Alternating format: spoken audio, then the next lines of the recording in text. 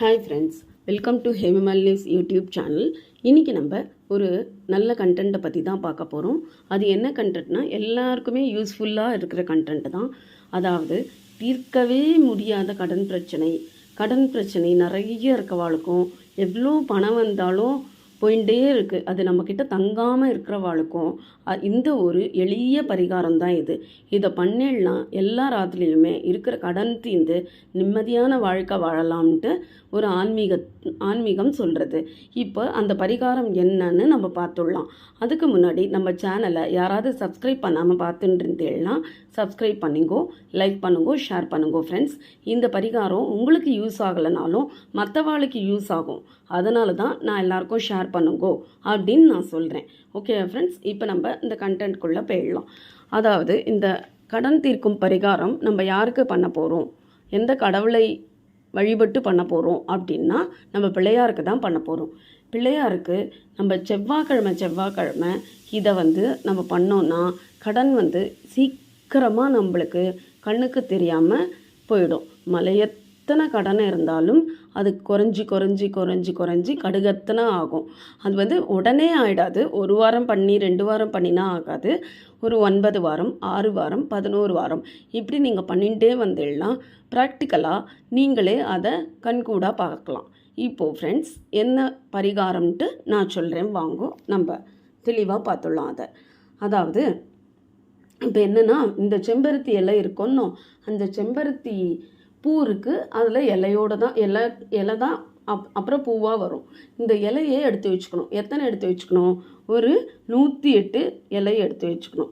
அந்த 108 இலை எடுத்து நன்னா அலம்பி நீங்கள் என்ன பண்ணணும், நன்னா அலம்பி அதை ஈரமே இல்லாமல் நீங்கள் நன்னா தொடச்சி வச்சுங்கோ. கிளியராக அந்த இலை கிழிஞ்சி அந்த மாதிரிலாம் இருக்கக்கூடாது. அந்த 108 இலையை நன்னா அலம்பி தொடச்சி வச்சுங்கோ. அதை நீங்கள் இந்த செம்பருத்தி இலையில் என்னென்ன சேர்க்கணும்னு நான் சொல்கிறேன். அந்த செம்பருத்தி இலையை தனியாக அலம்பி தொடச்சி வச்சுருக்கோம். அது ஒரு பக்கமாக இருக்கட்டும். இப்போது ஒரு சின்ன கிண்ணத்தில் சந்தனம், பச்சை கற்பூரம், ஜவ்வாது, பன்னீர், புனுகு, அரகஜா இதெல்லாம் நாட்டு மருந்து கடையில் கேட்டால் உங்களுக்கு கிடைக்கும். கொஞ்சம் வாங்கிண்டா போகிறோம். அதெல்லாமே என்ன பண்ணணும், நீங்கள் அந்த பொருட்களெல்லாம் இந்த சின்ன கிண்ணத்தில் போட்டு கொஞ்சம் போல் தண்ணியை விட்டு கலந்துங்கோ. அது அத்தனை வாசனையாக இருக்கும். எப்பயுமே வாசனை பொருளை கொண்டு நம்ம தெய்வத்துக்கு ஆராதனை பண்ணாலோ இல்லை தெய்வத்துக்கு பொட்டு வச்சாலோ அது அவ்வளோ மகத்துவமாக இருக்கும். நம்ம பூஜா ரூமே அவ்வளோ ஒரு சுபிக்ஷமாக இருக்கும். வாசனை பொருட்கள் இருந்தால் மட்டும்தான் மகாலட்சுமி கூட வருவா, இல்லைனா மகாலட்சுமி தயங்குவா.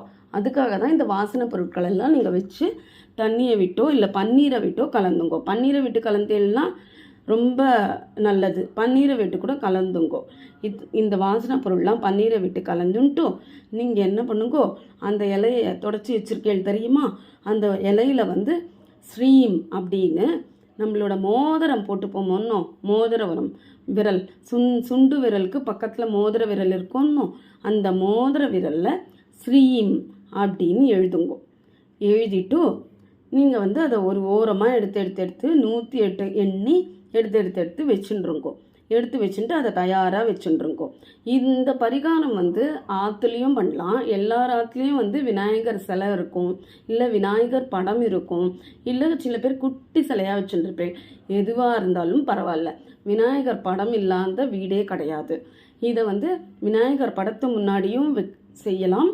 அப்படி இல்லைன்னா நீங்கள் கோவிலுக்கு போயும் செய்யலாம். கோவிலுக்கு போக முடியல, எங்கள் ஆற்றுலேருந்து தூரமாக இருக்குது அப்படின்னு சொல்கிறவா, சில பேர் வயசானவா இருப்பா, அவளால் தனியாக ட்ராவல் பண்ண முடியாது. ஸோ இதெல்லாம் நம்ம ஆற்றுலையே கூட பண்ணிக்கலாம். நம்ம என்ன சுத்தமாக பண்ணணும், ஆற்றுல இந்த மாதிரி நீங்கள் எழுதி வச்சுட்டேலா, ஒரு பக்கமாக இதை எழுதி வச்சுட்டு தயாராக ஒரு தாம்பழத்தட்டில் வச்சுட்டு விநாயகருக்கு ஒரு நெய் விளக்கு ஏற்றுங்கோ. தனியாக செப்பரேட்டாக இப்போ தனியாக நம்ம நித்தியபடி ஒரு விளக்கு ஏற்றுவோம் நம்ம பூஜை ரூமில், அதை விட்டுருங்கோ.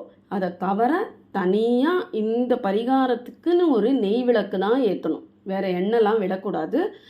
நெய் விளக்கு மாத்திரம்தான் ஏற்றணும். நெய் விளக்கு பஞ்சுத்திரி போட்டு ஏற்றணும். ஏற்றிட்டு நம்ம என்ன பண்ணணும், விநாயகருக்கு கிட்ட ஒரு ஒரு தட்டு வச்சுங்கோ, ஒரு தட்டோ ஒரு வாழை இலையோ வச்சுங்கோ, தட்டு கூட வச்சுக்கலாம், ஒரு தாம்பாள தட்டு குட்டியாக, இப்போ பிளேட்ஸ் விற்கிறது ஒன்றும் அந்த பிளேட்ஸ் மாதிரி குட்டியாக வச்சுங்கோ. அதில் வந்து ஃபஸ்ட்டு ஒரு இலையை எடுங்கோ. இலையை எடுத்துட்டு ஓம் விக்னேஸ்வராய நம் போற்றி, ஓம் விக்னேஸ்வராரை போற்றி, ஓம் விக்னேஸ்வராரை போற்றி அப்படின்னு நீங்கள் இந்த 108ஐயும் நீங்கள் அர்ச்சனை பண்ணணும். நீங்கள் வந்து அர்ச்சனை பண்ணணும். அர்ச்சனை பண்ணி முடிச்சுட்டு நீங்கள் என்ன பண்ணுங்க, வெத்தலை பாக்கு பூ பழம் எல்லாத்தையும் ஃபஸ்ட்டே பூ வச்சுருப்பேன், வெத்தலை பாக்கு வைங்கோ, விநாயகர்கிட்ட வெத்தலை பாக்கு வைங்கோ. தேங்காய் உடைச்சி கற்பூர நீராஞ்சனம் பண்ணணும். அதுக்கு முன்னாடி நீங்கள் நெய்வேத்தியமாக என்ன பண்ணுங்கோ, இந்த வெல்லத்தால் என்ன ஸ்வீட் வேணால் பண்ணலாம். அப்படி இல்லை நாங்கள்லாம் ஆஃபீஸ் போகிறோம், எங்களால் அதெல்லாம் முடியாது அப்படின்னு சொல்லினா நீங்கள் வந்து சும்மா ஒரு வெள்ளை கட்டி எடுத்து கூட விநாயகர் முன்னாடி வச்சுட்டு நைவேத்தியம் காமிச்சிட்டு கற்பூர தீபாராதனை காமிக்கலாம். இந்த மாதிரி நீங்கள் என்ன பண்ணணும், தொடர்ந்து 9 வாரம் 11 வாரம் 21 வாரம் இதை வந்து நீங்கள் பண்ணணும். இந்த பரிகாரத்தை பண்ணணும். ஃபஸ்ட்டு பிள்ளையார்கிட்ட வேண்டிக்கணும். எந்த ஒரு செயலை செய்கிறதா இருந்தாலும் நம்ம என்ன பண்ணுவோம், விக்னேஸ்வரரை வந்து நமஸ்காரம் பண்ணிட்டு இந்த காரியம் வந்து எனக்கு தடங்கள் இல்லாமல் நடத்தி கொடு விக்னேஸ்வரா அப்படின்னு தான் வேண்டிப்போம் நம்ம. அதை போல தான் நம்ம இப்போ வந்து இந்த பரிகாரத்தையும் ஆரம்பிக்கிறதுக்கு முன்னாடி நான் இத்தனை வாரம் நான் பண்ணுறேன், உனக்கு என்னோட கடன் என்னால் மீள முடியல, கழுத்தை நெரிக்கிற கடனாக இருக்குது, ஸோ இந்த கடனை நீ தான் குறைச்சி எனக்கு எடுத்துன்னு வந்து கொடுக்கணும், நான் உன்னை தான் நம்பி இருக்கேன் விக்னேஸ்வரா அப்படின்னு விநாயகர் மேலே பாரத்தை போட்டுட்டு இந்த பரிகாரத்தை வந்து 9 வாரம் 11 வாரம் 21 வாரம் இப்போ கொஞ்சமாக கடன் இருக்குது அப்படின்னா ஒரு 9 வாரம் பண்ணுங்கோ. இல்லை என்னால் மீளவே முடியாது, இந்த கடனை அவ்வளோ கடன் வச்சுருக்கேன் நான், எனக்கு கோர்ட்டு கேஸுன்னு இருக்குது, என்னால் ஒன்றுமே முடியல, எனக்கு ஒரே பிரச்சனையாக இருக்குது அப்படிங்கிறவா 21 வாரம் தொடர்ந்து முழு மூச்சாக இந்த பரிகாரத்தை பண்ணிட்டு வந்து இந்த சங்கல்பத்தை பண்ணிட்டேன்னா நிஜமாக சொல்கிறேன், கடன் வந்து பிரச்சனையிலேருந்து கொஞ்சம் கொஞ்சமாக வந்து உங்களோட கடன் பூர்த்தியாக கம்ப்ளீட்டாக ஒரு ஃபைன் மார்னிங் இது ஃபுல்லாகவே முடிஞ்சிடும். கடன் ஒன்றுமே இருக்காது. ஆனால் நான் எப்பயுமே சொல்கிறது, எந்த ஒரு செயலை செய்யறதுக்கு முன்னாடியும் நம்பிக்கையோடு பண்ணால் மட்டுமே அந்த செயல் 100% வெற்றிகரமாக வரும். நானும் பண்ணுறேன் அப்படின்னு பண்ணிட்டோ சொல்கிற பரிகாரம் அதெல்லாம் ஒன்றுமே நடக்கலை அப்படின்னு நினைக்கிறவாளுக்கு கண்டிப்பாக நடக்காது. இது நடக்கும் அப்படின்ற பகவானோட காலை பிடிச்சுண்டு, இந்த சுவாமியோட காலை பிடிச்சுண்டு எவர் ஒருத்தர் பண்ணுறாளோ அவளுக்கு நிச்சயமாக ஜெயம்தான், வெற்றி தான். அதுதான் இப்போ வந்து இதை என்னைக்கு பண்ணலாம் அதை பார்த்துடலாம். நம்ம எப்படி பண்ணணுன்றதை சொல்லிட்டேன், எத்தனை வாரம் பண்ணணுன்றதையும் சொல்லிட்டேன். இதை என்னைக்கு பண்ணால் உச்சிதம் அப்படின்னு நம்ம பார்க்கலாம். இது என்னைக்கு பண்ணலான்னா செவ்வாய்க்கிழமை செவ்வாய் ஹோரையில் நம்ம பண்ணலாம்.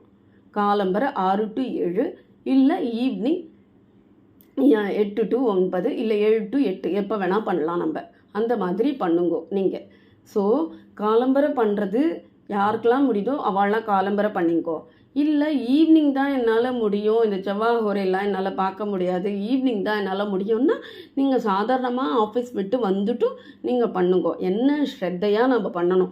இந்த வாரம் நம்ம 8 மணிக்கு பண்ணோன்னா அடுத்த வாரமும் அதே 8 மணிக்கு பண்ணணும். எந்த ஒரு தெய்வத்துக்குமே ஒரு யூனிஃபார்மிட்டின்றது இருக்கணும். இந்த வாரம் நம்ம 8 மணிக்கு பண்ணிவிட்டு அடுத்த வாரம் நம்ம காலம்பரை பண்ணக்கூடாது.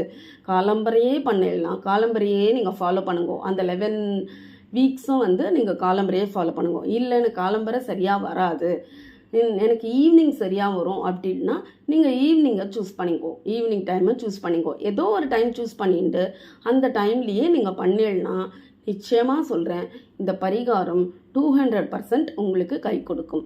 இது நம்பிக்கையோடு பண்ணி பலனை அனுபவித்து அதுக்கப்புறமா எனக்கு கமெண்ட்டில் தெரியப்படுத்துங்க. ஓகே ஃப்ரெண்ட்ஸ், நம்ம இந்த கண்டென்ட்டில் கடன் எப்படி அடைக்கிறது, தெய்வத்தின் அருளின் மூலமாக எப்படி நம்ம கடன் அடைக்கிறதுன்ற பரிகாரத்தை நம்ம இன்றைக்கி பார்த்துருக்கோம். வேறு ஏதாச்சும் தகவல் தெரியணுன்னா எனக்கு கமெண்ட் பண்ணுங்க, நான் உங்களுக்கு அடுத்த கண்டென்ட்டில் அதை போடுறதுக்கு முயற்சிக்கிறேன். Okay friends, bye from Hema. Thank you, by.